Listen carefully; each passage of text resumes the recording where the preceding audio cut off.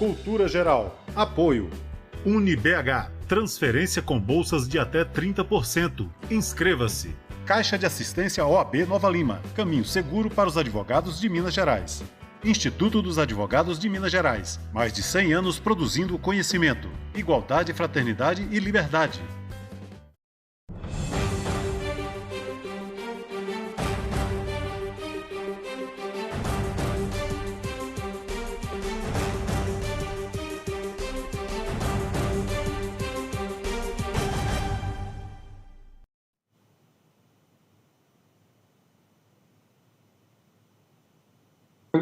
Olá, sejam todos muito bem-vindos ao Cultura Geral. É sempre um prazer fazer o Cultura Geral aqui na TV Banqueta, ao vivo, né? Gente, mais uma vez, tem que lembrar isso, né? A gente completando 5 anos de programa Cultura Geral aqui na TV Banqueta. 3 na TV Banqueta e 2 de rádio. É muito importante ter programas como esse, que discute a sociedade brasileira, que discute o direito, que discute as relações humanas, com pensamento crítico, mas também com a pitada de cultura, de arte, né? A gente trazendo aí também conhecimentos múltiplos da sociedade brasileira e do homem, né? Já dizia Einstein, uma mente que se expande, ela nunca mais volta ao seu tamanho normal. E hoje, para finalizar essa semana especial, estamos recebendo um convidado mais que especial também, Nelson Rosenwald, um grande civilista do Brasil, procurador do Estado de São Paulo, um mestre do direito civil. Nelson, seja muito bem-vindo, é um prazer te receber e, primeiramente, já te agradeci antes, mas diante do público, te agradecer pelo carinho, por ter aceitado o nosso convite de participar das comemorações dos 5 anos do Cultura Geral aqui na TV Banqueta. É um prazer te receber e muito obrigado pelo carinho, viu? Tudo bem, Ederson. Sou eu que fico feliz de compartilhar uns 45 minutos de conversa com você, com as pessoas que estão conosco. Parabéns pelos 5 anos. E coincide também com o aniversário dos 5 anos do Estatuto da Pessoa com Deficiência. Então, é uma dupla comemoração. Muito bem. Ô, Nelson, entender o Estatuto da Deficiência, antes da gente pensar em discutir a pauta que já está estabelecida, mas eu acho que a gente fazer alguns recortes são interessantes. São interessantes a gente pensar que o Estatuto da Pessoa com Deficiência, ele está ligado diretamente à dignidade da pessoa humana? Perfeito. Ou seja, a sua primeira pergunta, Ederson, ela já vai diretamente ao centro. Desde a Constituição Federal de 1988, a dignidade ela é o eixo central do nosso ordenamento jurídico. E quando nós falamos em dignidade da pessoa humana, essa é uma expressão muito forte. E ela evoca 2 ideias. Porque a dignidade ela pode ser entendida num sentido negativo e num sentido positivo. No sentido negativo, isso significa que qualquer um de nós temos direito à estima, consideração, respeito.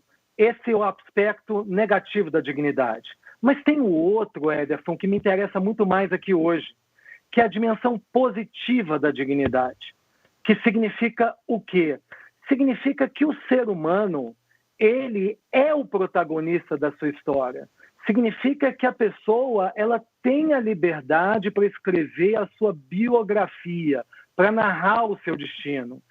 E essa visão da pessoa com deficiência à luz da dignidade da pessoa humana é perfeita, porque o objetivo hoje do direito civil brasileiro é pegar a pessoa com deficiência e proteger, ou seja, respeitá-la, dar a ela a estima necessária e, fundamentalmente, promover a sua autonomia, dar a ela liberdade para que ela possa seguir os seus passos. Então, dignidade da pessoa humana e pessoa com deficiência, está aí uma dupla inseparável, Ederson.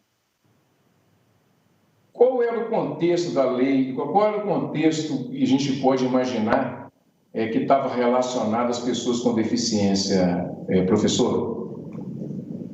Pois é, Ederson, isso é uma longa história.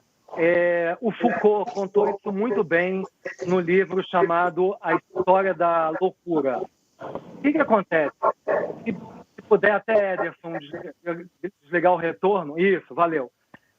O que acontece é que todas as sociedades, em maior ou menor grau, elas de alguma maneira discriminam determinadas pessoas. Isso sempre aconteceu. Em Roma, os leprosos eram discriminados. Na Idade Média, os bruxos. E o que veio a ser discriminação no Iluminismo, na Idade Moderna? A construção da loucura. Ou seja, a ciência ela desenvolveu um modelo pelo qual aquelas pessoas a serem excluídas seriam os loucos. E por que os loucos?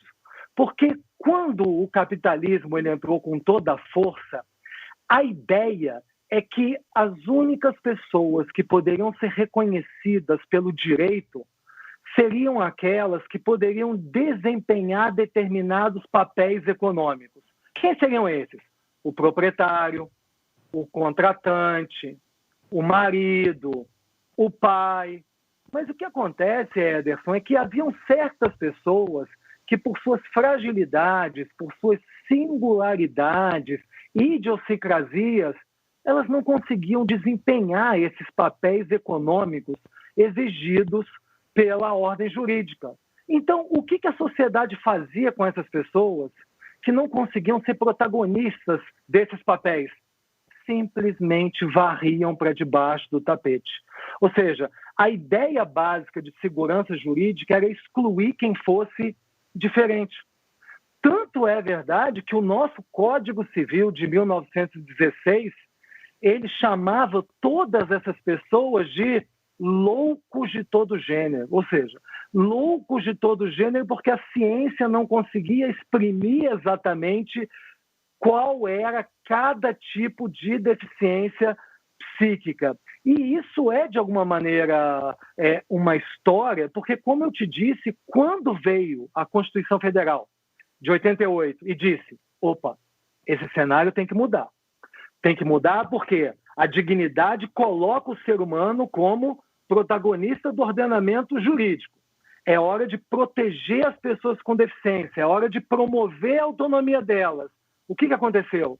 A questão da incapacidade se deslocou da discussão patrimonial e, o mais legal, a capacidade se tornou um direito fundamental da pessoa humana. E se a capacidade se tornou um direito fundamental, Ederson, qual é o maior impacto? É que desde a Constituição Federal de 88, uma pessoa só pode ser decretada como incapaz excepcionalmente e sempre para sua proteção, nunca como uma punição, jamais. Eu estava gostando do seu raciocínio, que eu acho que é muito válido, e eu tenho que fazer um recorte numa fala sua sobre Foucault, porque Foucault ele tem uma parte de um estudo dele teórico, que ele fala que a gente só valida uma força quando você reconhece que essa força é maior do que você. Né? Se você entende que a força é maior do que você, você está reconhecendo que a força é maior do que você e você precisa tomar uma atitude. A lei vem nesse sentido, professor, entendendo que existia esse preconceito muito grande e o ordenamento jurídico não protegia essas pessoas. Se você for trazer uma análise para Foucault, era entender que tinha uma força muito grande que operava em cima das pessoas com deficiência e a lei veio para proteger essas pessoas. Olha, Ederson, nós estamos em uma sintonia fantástica, porque essa força é tão grande que, apesar da Constituição Federal ter dito, com todas as letras, ter gritado sobre a necessidade de proteção dessas pessoas, paradoxalmente, o Código Civil de 2002 manteve esse modelo excludente. Porque quando você vai ou ia no Código Civil de 2002, a capacidade estava atrelada a um conceito médico de discernimento. Ou seja, quem era o incapaz pelo Código Civil de 2002? É a pessoa que tinha uma deficiência ou uma enfermidade. Em outras palavras, para o Código Civil de 2002, a pessoa que tivesse um déficit cognitivo ou um processo patológico que lhe causasse uma enfermidade, essa pessoa era considerada absolutamente incapaz. Sabe o que é ser absolutamente incapaz? Absolutamente incapaz, Ederson, é ser uma não pessoa, é ser um sujeito coisificado. É uma pessoa que vai à frente de um juiz, o juiz dá uma sentença dizendo que ele é incapaz e ele sai dessa audiência instrumentalizado. Por quê? Ele perde a voz. A partir do momento em que ele se torna um absolutamente incapaz, ele é neutralizado pelo ordenamento jurídico, porque dali por diante ele só pode se manifestar pelo seu alter ego, que é o seu curador. Mas ele, sozinho, ele foi neutralizado. É como, Ederson, fosse em Roma a morte civil. Ou seja, o sujeito ele está vivo, mas ele não tem espaço mais para exercer a sua autonomia. A curatela era uma curatela ilimitada. E eu não estou falando do século XIX, eu estou falando de um Código Civil de 2002. Então, qual que era o problema do Código Civil de 2002? É que ele trazia uma qualificação jurídica baseada em um critério puramente médico. E qual que é o erro? O erro, talvez quem fala muito bem sobre isso, foi um grande poeta, Ferreira Goulart, falecido há pouco tempo atrás. Ferreira Goulart, ele tinha 2 filhos com esquizofrenia, ele conhecia muito bem essa realidade. Então, o que ele dizia? Que a pessoa não é a doença, a pessoa é muito mais do que isso. O ser humano não se reduz a uma doença. O ser humano, ele tem afetos, crenças e direitos fundamentais. Ou seja, o ser humano tem que ser visto de forma holística. E era esse o erro do Código Civil. O ser humano ele era visto só como um defeito, como uma pessoa que não conseguia produzir na máquina econômica, e não visto como todo em sua dignidade. Esse que era o grande erro. Professor, qual é o maior desafio de decifrar esses códigos e trazer uma visão mais humanizada para que a sociedade, as pessoas, as famílias consigam enxergar os seus entes com mais afeto, com mais ternura, já que a gente também vive numa sociedade cada vez mais individualizada? Eu acho que o meio jurídico, Ederson, ele ganhou muito quando veio a Convenção de Direitos das Pessoas com Deficiência de 2008, a chamada Convenção de Nova York. Eu vou falar um pouquinho da Convenção para chegar à resposta à sua pergunta. Pelo seguinte, quando a gente utiliza a palavra autonomia pode significar muitas coisas. Para a gente fazer uma caminhada no tempo, a ideia de autonomia veio com uma visão de Hobbes como autonomia política. A ideia de haver uma autonomia do cidadão dentro de uma ordem política. Depois, surgiu um segundo significado para a autonomia econômica, a ideia de Adam Smith, no sentido de que você poderia empreender na sua vida, de que você poderia buscar uma atividade econômica. Aí vem um terceiro conceito para a autonomia, fantástico, o conceito kantiano, a autonomia filosófica, dizendo que o ser humano ele é um fim em si mesmo, ele não pode ser instrumento para as finalidades alheias, o ser humano não pode ser instrumentalizado por outras pessoas. E, finalmente, no que me interessa no nosso bate-papo de hoje, veio uma quarta noção de autonomia, uma autonomia no estilo freudiano. E qual que é essa noção? É que a gente não pode mais falar essa linguagem do direito civil de capacidade jurídica. Por quê? Porque existem várias capacidades humanas. Existem várias capacidades humanas, ou seja, todos nós, Ederson, somos capazes e incapazes para certas coisas da vida. Ou seja, enquanto o direito civil fica naquela ideia obsessiva de tentar igualar todo mundo num modelo, no mesmo formato, a ideia é outra. A ideia da diversidade é de apoiar a pluralidade.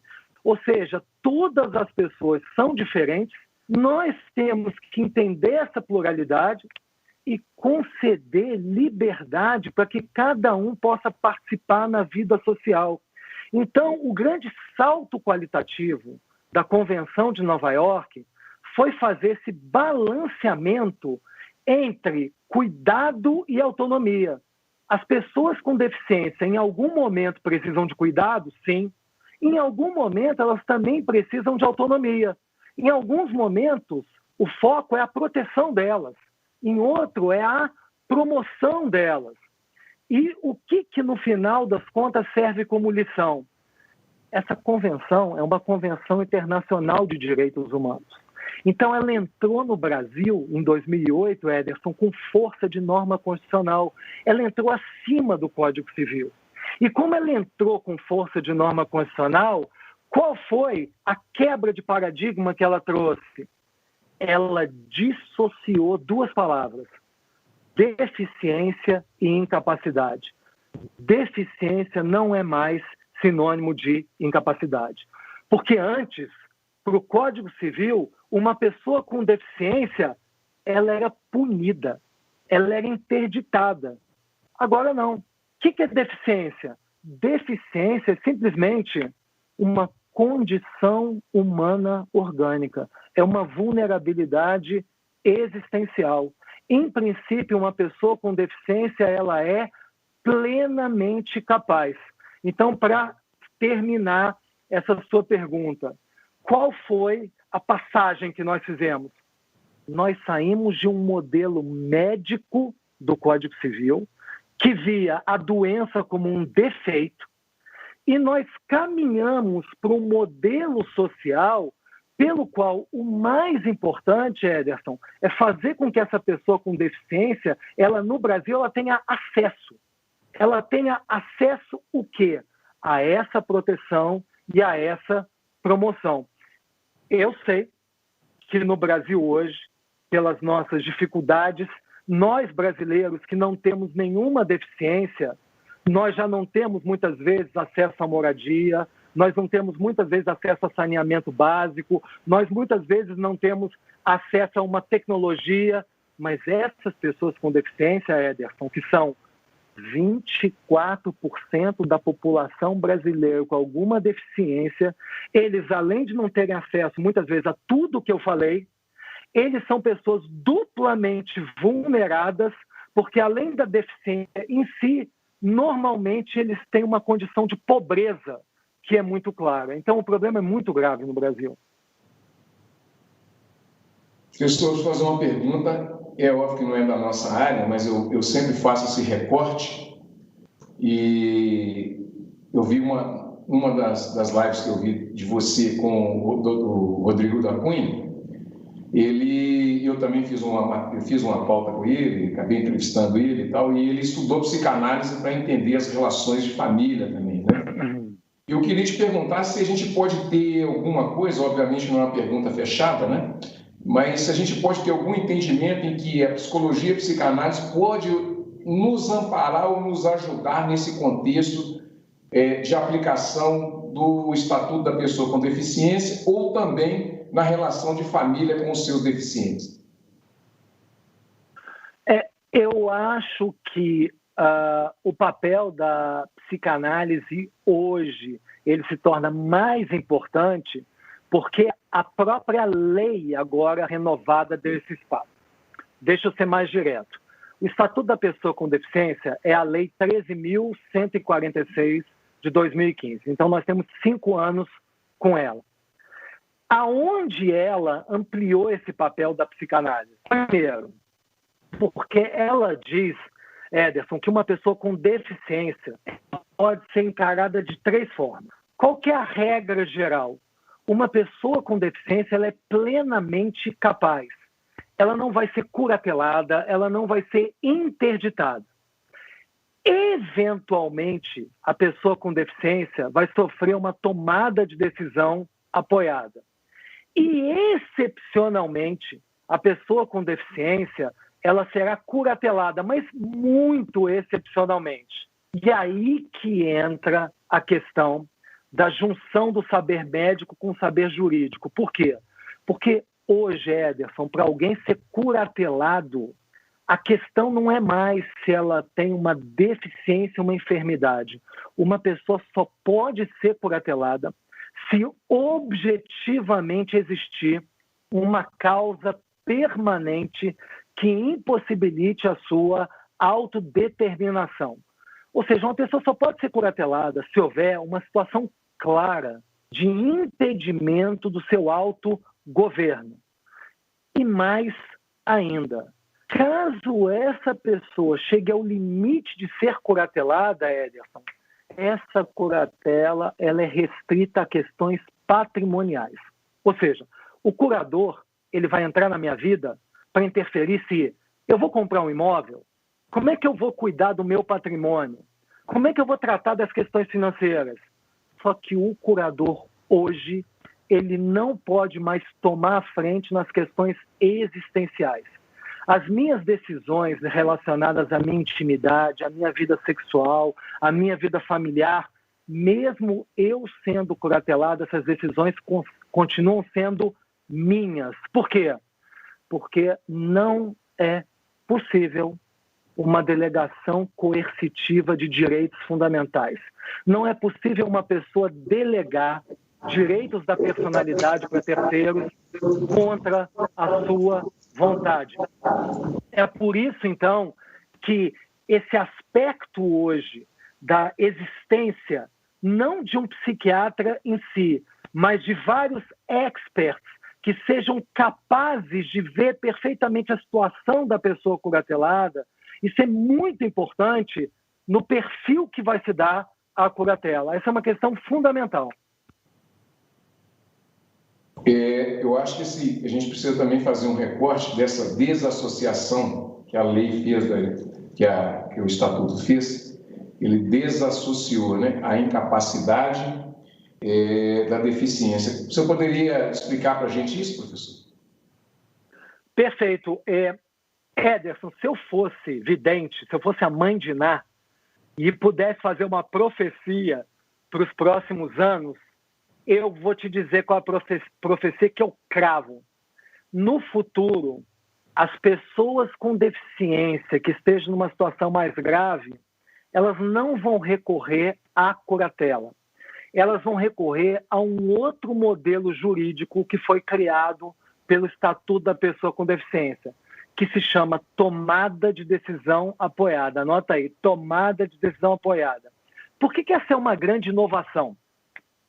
Porque pega uma pessoa que tem uma situação de fragilidade existencial. O que essa pessoa que não tem possibilidade e que ela esteja limitada para decidir sozinha questões da sua vida, ela vai fazer?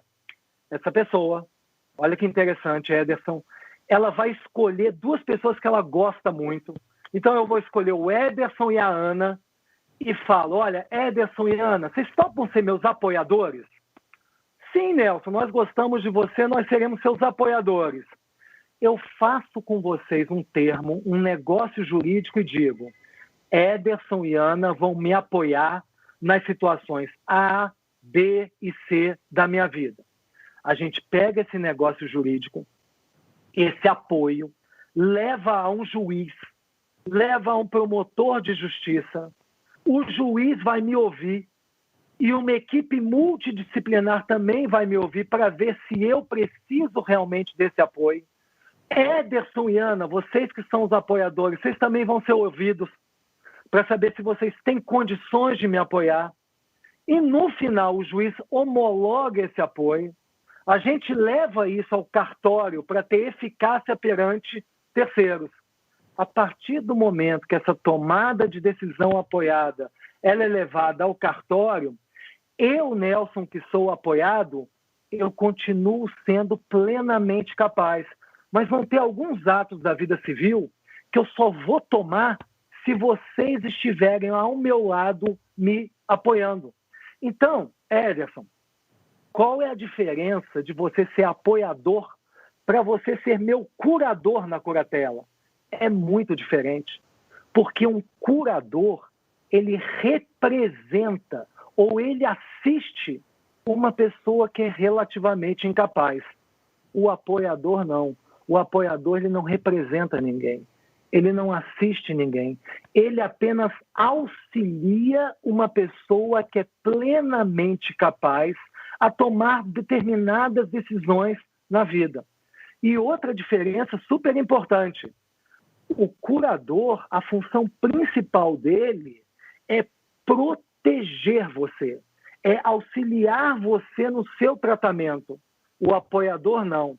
A maior função do apoiador é promover a sua liberdade, é reforçar os seus espaços de autodeterminação. Só para quem está nos ouvindo não ficar muito perdido, quais são as 4 situações hoje que no Brasil, para mim, Nelson, caem como uma luva para a tomada de decisão apoiada?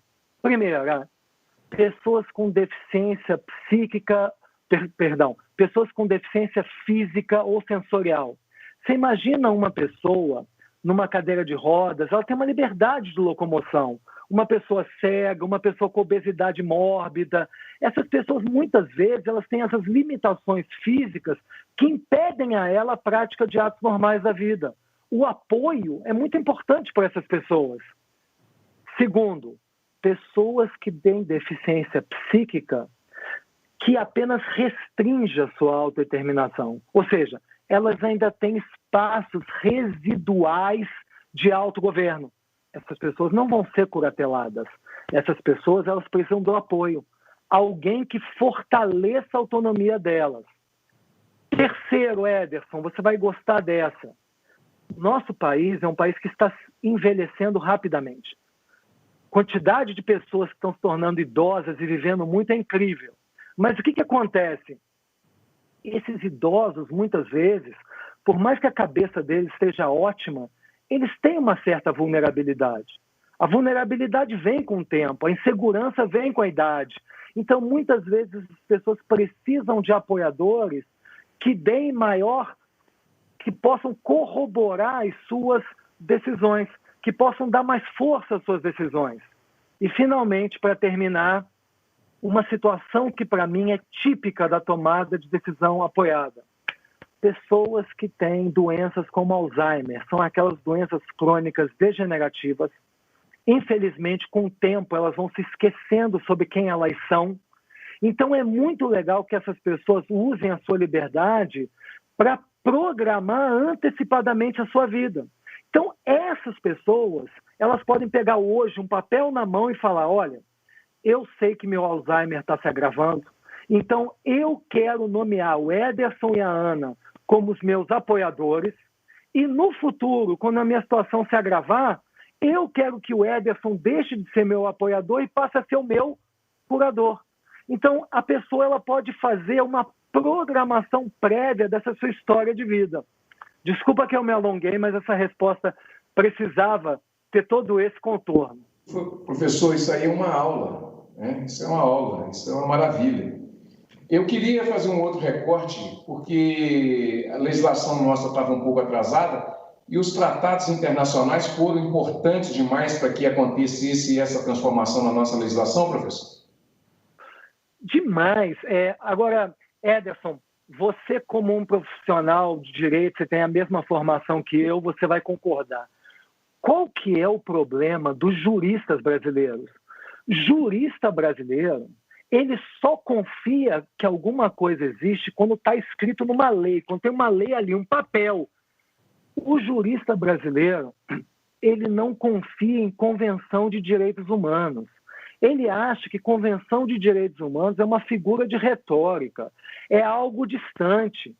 Só que as convenções de direitos humanos hoje, quando elas são aqui internalizadas pelo nosso Congresso com determinado quórum, elas têm força constitucional. E a Convenção de Nova York foi a primeira a ser internalizada no Brasil com eficácia de emenda constitucional. Então, hoje, para ser muito direto para você, quais são as 3 vantagens perante uma convenção internacional quando nós estamos diante de uma pessoa com deficiência que sofre uma sentença de curatela? 1, a flexibilização dessa sentença. Por que flexibilização? Deixa eu fazer agora uma sessão nostalgia, Ederson. Quando eu era menino, eu tenho mais de 30 anos de Ministério Público. Quando eu era menino, e eu estava com 22 anos de idade, fui ser promotor de justiça lá em Passa Quatro, lá no interior de Minas Gerais, tinha sentença de interdição, juiz vinha com carimbo na mão. Esse carimbo era, pumba, está interditado. Esse carimbo, Ederson, era igual para todo mundo. Se a pessoa era interditada, não interessa se a pessoa ela era A, B ou C, ela saía da sentença sempre igual. Como é que ela saía? Uma não pessoa. Alguém que era anulado pelo sistema. Agora não. Agora o que existe é um projeto terapêutico individualizado. O que é um projeto terapêutico individualizado? O juiz na sentença, ele tem que dizer exatamente a curatela, como ela tem que servir para você, Ederson, dentro das suas circunstâncias. Fazendo uma metáfora aqui, é como se fosse uma moça que entrasse na loja da Marisa, da Riachuelo. Sempre quando ela sai dessa loja, ela sempre sai com o mesmo figurino. A roupa é sempre a mesma, é o pré-à-porter. Agora mudou. Agora é alta costura. Cada pessoa sai com um figurino diferente. Algumas pessoas terão uma curatela mais intensa e algumas pessoas terão uma curatela mais leve. Cada uma dentro das suas circunstâncias. Ou seja, Ederson, é uma delicadeza no trato da pessoa com curatela. Segundo lugar, Ederson, além da flexibilização da curatela, hoje, a gente tem uma coisa chamada funcionalização da curatela. Isso é super importante. O que significa? Antes, quando era nomeado um curador, olha a hipocrisia, não era curador da pessoa, era curador de bens, porque a pessoa ela era esquecida em algum canto qualquer.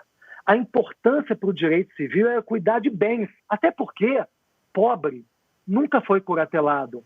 Pobre ia para o manicômio de Barbacena, onde 60 mil pessoas morreram lá dentro. Pobre era completamente esquecido. Ou seja, a curatela era um instituto de proteção de patrimônio. A pessoa ela ficava ali na sombra. Hoje não. Hoje não é mais uma curatela de bens. O curador se transformou em um cuidador da saúde. Porque a principal missão de um curador é pegar uma pessoa curatelada e fazer com que ela, o mais breve possível, ela se livre da curatela. Ela possa voltar à situação da capacidade absoluta. E, Ederson, para terminar, a terceira coisa que mudou com essa nova mentalidade, e eu acho que você vai gostar, mudou também o processo de curatela. Porque antes, como é que era o processo? Cada absurdo que a gente olha para trás e fala, como é que era assim? O juiz, ele examinava a pessoa do curatelado. Como é que o juiz examina alguém? O juiz não é médico, o juiz não é técnico. Então chegava o juiz e fazia 3 perguntas. Qual que é o presidente do Brasil? Qual que é o dia e o ano que o senhor nasceu? Hoje está chovendo ou está fazendo sol? Conforme as respostas, o sujeito é curatelado ou não. Juiz hoje não examina ninguém. Juiz entrevista. Por que entrevista? Porque por detrás daquela pessoa que está sendo curatelada, existe uma pessoa que tem uma história de vida. Então, o que há é um diálogo. O que existe ali é uma relação dialética entre o juiz e a pessoa. E mais, quem está no background não é só um psiquiatra. Tem que ter ali uma avaliação biopsicossocial, um conjunto de experts que entendam a pessoa de uma forma holística. Ou seja, Ederson, mudou muito, né? Olha, por que o programa nasce com essa ideia de discutir todas essas relações? Eu tenho uma pauta com o pessoal do Instituto Mano Down. E é uma situação que mexe muito comigo e eu acho que a gente precisa abrir esse espaço. Então, assim, essa conversa nossa, toda vez que a gente vai conversando, você vai falando, eu vou pensando assim, como que o pessoal do Instituto está na frente de muita coisa, né? E tem ajudado muitas pessoas a não sofrer tanto, né? Professor, esse estatuto ele veio para harmonizar a curatela?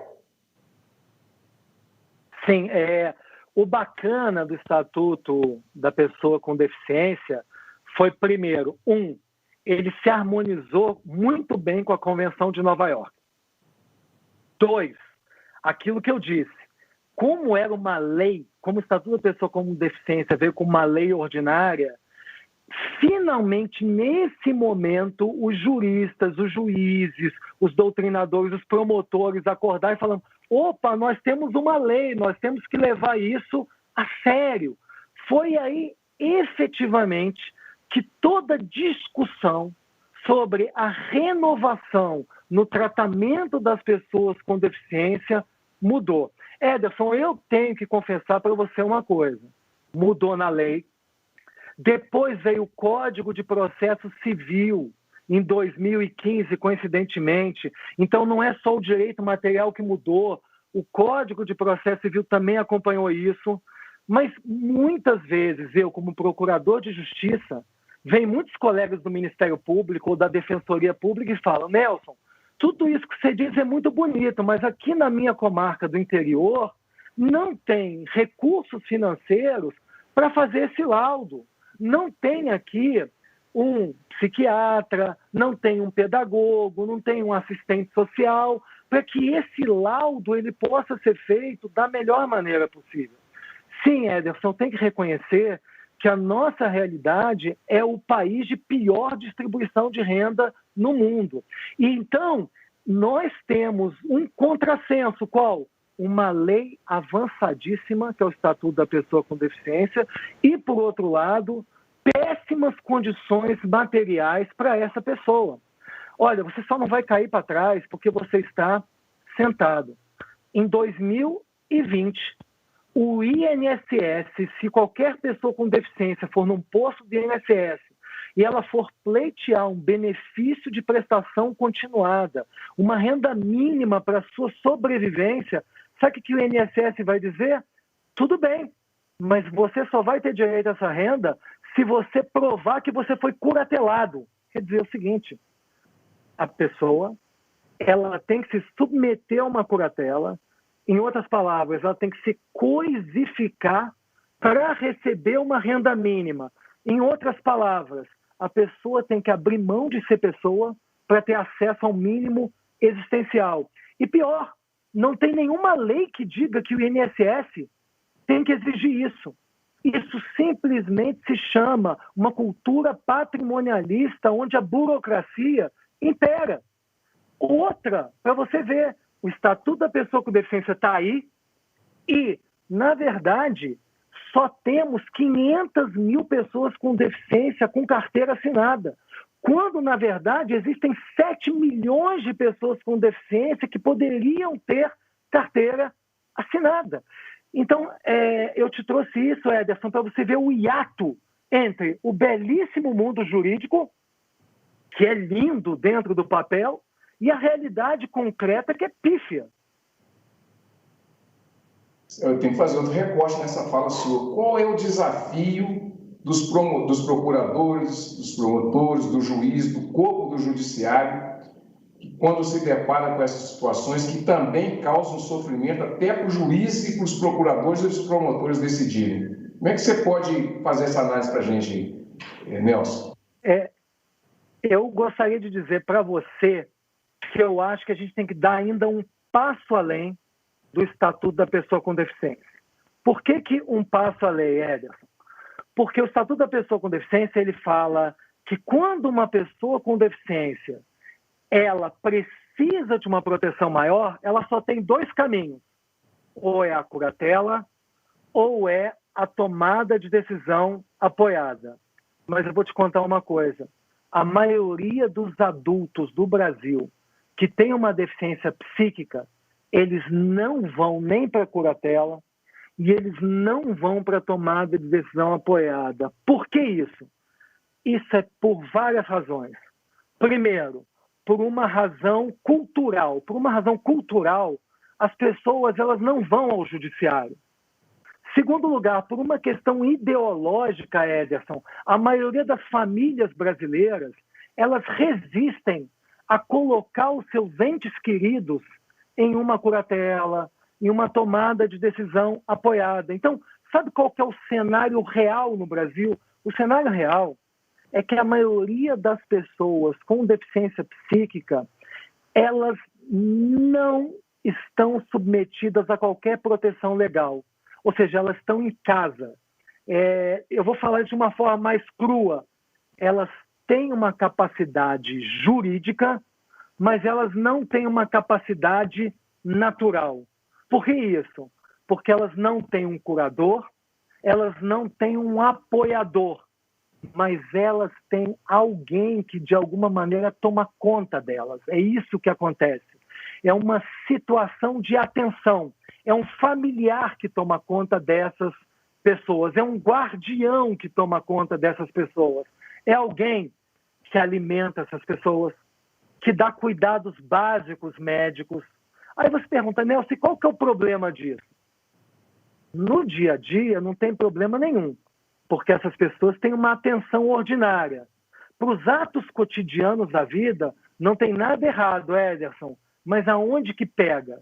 Onde que pega é que, como essas pessoas não têm um curador, nem têm um apoiador, essas pessoas amanhã, elas não têm acesso à vida social. O que quer dizer isso? Elas não conseguem abrir uma conta no banco, elas não conseguem praticar um ato notorial, elas não vão a um registro e podem fazer nada, ou seja, elas não têm autonomia para praticar qualquer ato extraordinário da vida civil. Então, qual que é a solução que eu proponho? Que deveria ter no Brasil um instituto, como já tem na Espanha, chamado guarda de fato. O que é a guarda de fato? O juiz, ele nomeia, Ederson, você como guardião de uma pessoa, e esse guardião, ele passa a ter a liberdade de praticar atos extraordinários em favor dessas pessoas quando elas estão em uma situação concreta de risco. Tem uma situação de risco iminente à saúde delas, o guardião de fato age. Tem uma situação iminente de risco ao patrimônio delas, o guardião age. Ou seja, para mim, essa é uma forma rápida, desburocratizada, desses milhões de pessoas que precisam de assistência, mas elas não vão recorrer a uma tomada de decisão apoiada, nem vão recorrer a esse curador. Eu acho que por aí, Ederson, já ajudaria bastante essa guarda de fato no direito brasileiro. Seria ótimo. Dá uma dica de legislação, se precisa mudar alguma coisa, pode melhorar, a gente pode fazer um complemento, né? Eu acho que o papel nosso, Nelson, é aproveitar esses espaços mesmo e propor. Eu acho que os programas que eu faço é com a ideia de ser programas propositivos, né? E a gente possa, em algum futuro próximo aí, alguém pegar um programa desse, assistir e falar assim, não, acho que dá para poder fazer isso. Tem alguma solução inovadora que a gente poderia pensar no campo da legislação ou coisa nesse sentido, Nelson? Poderia nos ajudar?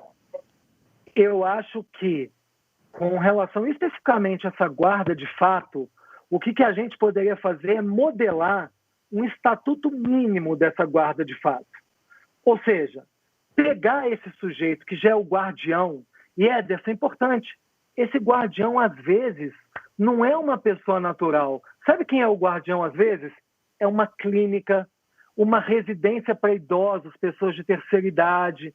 Pegar esse guardião e dar a ele poderes mínimos, atribuir a ele algumas funções, atribuir a ele algumas faculdades. E a partir do momento que esse guardião ele tem esse papel na mão, pode ser até uma ata notarial. Ele vai lá no cartório de pessoas naturais e ele tem essa ata na mão, ele já pode praticar esses atos em favor dessas pessoas que por alguma vulnerabilidade, que por alguma fragilidade, elas não podem mais agir com uma plena autodeterminação. Eu acho que esse seria um caminho muito importante no direito brasileiro hoje. Mas eu insisto, volta àquilo que eu te falei. Eu acho que a tomada de decisão apoiada é um caminho muito legal, mas sugestão do Nelson Rosenwald. Por que essa tomada de decisão apoiada tem que ser feita por um juiz? Eu vejo espaço também para que a tomada de decisão apoiada possa ser feita em cartório, com toda a segurança jurídica. É outro caminho também que eu indico. Ou seja, esse é um assunto apaixonante, porque quando eu te disse, Ederson, que 1/4 da população brasileira tem algum tipo de deficiência, todo mundo que está nos ouvindo, em algum grau, tem alguém na família com uma deficiência, seja ela física, sensorial ou psíquica. Então, esse é um assunto que diretamente cai no coração de todos nós. Isso sem contar a dislexia, né, que muita gente tem, né? Nelson? Ô, Nelson, e essa situação toda que nós discutimos aqui, relacionar ela nesse período de Covid-19? Isso importante, porque a situação das pessoas com deficiência no cenário de pandemia ainda é mais drástica. Só para você ter uma ideia. Primeiro, é claro que as cenas de violência doméstica com essas pessoas, elas se agravam. Elas se agravam porque o poder de reação delas é menor. Segundo, porque essas pessoas têm menos possibilidade de ir a uma delegacia, de se direcionar a alguma autoridade, revelar o que está acontecendo. Terceira, até porque elas, quando elas se encontram em uma situação de opressão ou submissão, a tendência delas, num período de exceção como de pandemia, é se calar. Então, é claro que as situações de violência doméstica, elas se alastram. Segunda, Ederson, a chance de uma pessoa com uma deficiência contrair, né, o coronavírus é muito maior, porque a fragilidade física ou psíquica leva a uma facilidade do contágio. Elas naturalmente têm mais comorbidades, e a comorbidade facilita que essa pessoa possa contrair a pandemia. E o terceiro, se o desemprego ele atrai essas pessoas de uma situação estruturalmente maior, é claro que o desemprego nas famílias dessas pessoas aumentando também, a chance dessas pessoas sofrerem uma redução da sua capacidade econômica ainda é maior. Por isso que tem que existir medidas emergenciais, como essas pessoas terem vacinação contra a gripe com prioridade, porque nesse momento a vacinação contra a gripe já é um anteparo contra outras coisas. Essas pessoas terem acesso a um benefício de prestação continuada com mais facilidade. Os profissionais que lidam com elas terem maior acesso a EPIs, esses equipamentos de proteção. Essas pessoas terem mais acesso a cuidadores nessa hora. É uma série de medidas para essas pessoas, justamente porque o momento de pandemia, para elas, é um cenário ainda muito mais grave, Ederson. Nelson, o papo, quando é bom, passa voando, né? Você vê que nós já passamos aí. Foi um prazer te receber aqui no programa, né? É um assunto realmente, como você diz, apaixonante. A gente não... Aqui o Instagram não para, todo mundo vai ter que ter uma pessoa, a Amanda já vai ter que tomar conta do Instagram mesmo para responder as pessoas. Foi um prazer te receber no Cultura Geral, Nelson. Essa satisfação muito grande, e a gente já tem certeza que a gente está começando uma amizade muito duradoura daqui para frente, viu? Muito obrigado pela sua participação, viu? Eu agradeço demais, eu confio nessa amizade. Você é uma pessoa que faz a conversa fluir de uma forma muito interessante. Me senti como em casa, com um velho amigo proseando. Muito obrigado ao seu programa e a todos que participaram aí nos ouvindo e os que participaram por trás das câmeras, auxiliando na preparação. Muito bem, gente, chegamos ao final do programa Cultura Geral. Foi um prazer fazer essa pauta que, para mim, todos me conhecem por causa tanto do Ano Nascimento Costa quanto também do Instituto Mano Dal, a importância que eu dou para essas pautas, principalmente essas pautas que as pessoas precisam ser ouvidas, né? E essas pessoas normalmente não têm voz. Um grande abraço, até segunda-feira, se Deus quiser, com mais um programa Cultura Geral.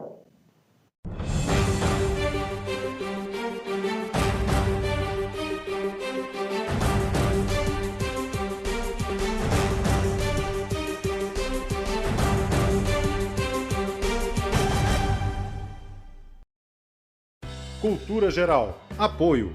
UniBH. Transferência com bolsas de até 30%. Inscreva-se. Caixa de Assistência OAB Nova Lima, caminho seguro para os advogados de Minas Gerais. Instituto dos Advogados de Minas Gerais, mais de 100 anos produzindo conhecimento, igualdade, fraternidade e liberdade.